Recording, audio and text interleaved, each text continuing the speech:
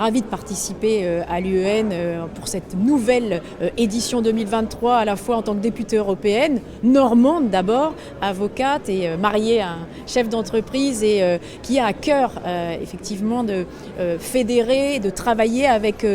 tous les acteurs économiques qui font la richesse et l'attractivité de notre territoire. Alors c'est un événement qui représente plusieurs choses. C'est d'abord, je trouve, dans cette période d'incertitude majeure, une véritable occasion pour tous les chefs d'entreprise, mais nous également, les acteurs, j'allais dire, élus, acteurs plus politiques, de les rencontrer, d'échanger avec eux, de connaître un peu leurs contraintes. Et puis c'est également l'occasion de parler, pour moi, d'Europe dans cette période d'incertitude et de montrer en quoi l'Europe,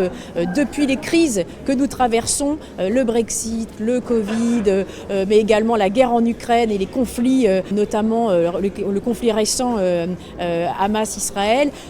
Ces crises-là font naître des opportunités, font bouger l'Europe. L'Europe, plus que jamais, dans une démarche de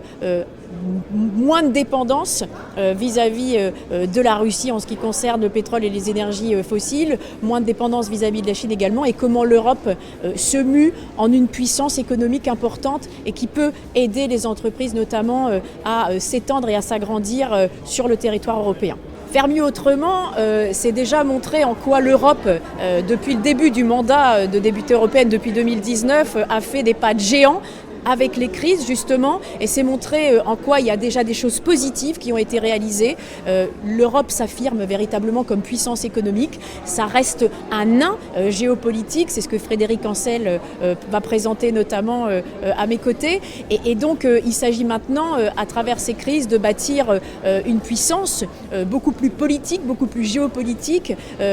qui soit véritablement adapté aux conflits, aux défis actuels, en particulier les multiples crises et les guerres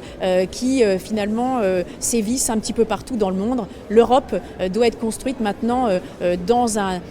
pour être opérationnelle dans cette période de conflits larvés et multicrises.